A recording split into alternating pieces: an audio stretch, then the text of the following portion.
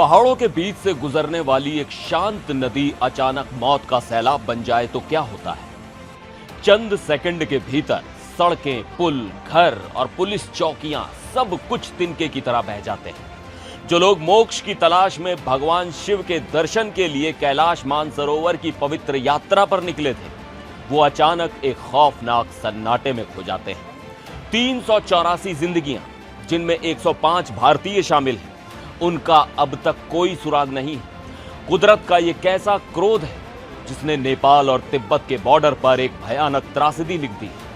क्या यह सिर्फ एक प्राकृतिक आपदा है या पहाड़ों के सीने में छिपी कोई खौफनाक सच्चाई? नमस्कार, मैं हूं सिद्धार्थ प्रकाश। बुधवार की सुबह वक्त था करीब 8:30 बजे का।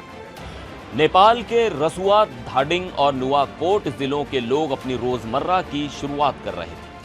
तभी तिब्बत की तरफ से बहने वाली भोटे कोशी नदी ने एक विकराल रूप ले लिया। पानी का बहाव इतना तेज था कि उसने अपने रास्ते में आने वाली हर चीज को निगल लिया।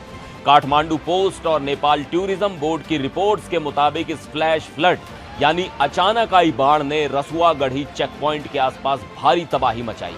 कई हाइड्रो पावर प्रोजेक्ट्स को भारी नुकसान पहुंचा है। नदियां अपने दायरे तोड़कर बस्तियों में घुस गई। अभी तक की जानकारी के मुताबिक इस तबाही में कम से कम अब तक 22 लोगों की मौत हो चुकी है। लेकिन असली डर उन लोगों के लिए है जो लापता हैं।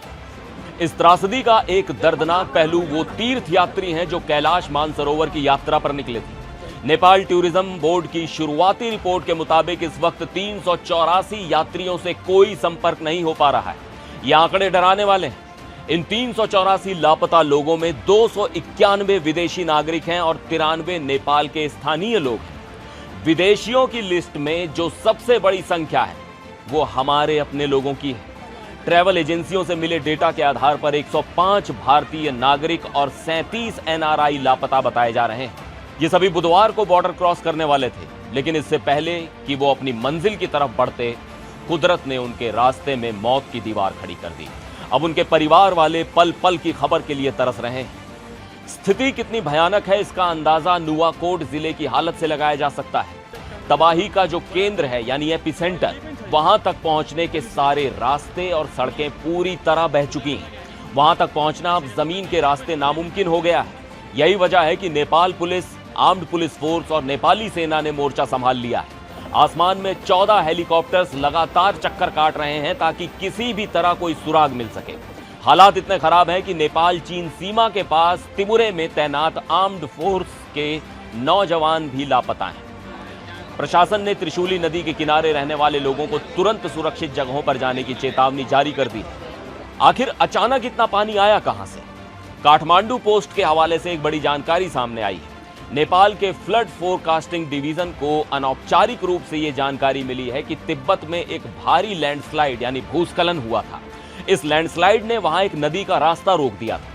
जब पानी का दबाव हद से ज्यादा बढ़ गया तो वो रुका हुआ मलबा और पानी एक साथ फट पड़ा और भोटे कोशी नदी में ये प्रलयंकारी बाढ़ आ गई। इस भीषण संकट के बीच नेपाल के प्रधानमंत्री बालेन शाह ने इमरजेंसी मीटिंग बुलाई है।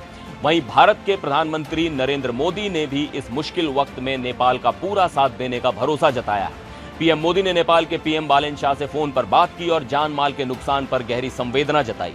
पीएम मोदी ने एक्स पर लिखा कि भारत के लोग इस कठिन समय में अपने नेपाली भाई बहनों के साथ एकजुटता से खड़े हैं और भारत हर संभव मानवीय सहायता देने के लिए पूरी तरह तैयार है। दोनों देशों की टीमें रेस्क्यू ऑपरेशन के लिए लगातार कोऑर्डिनेट कर रही हैं।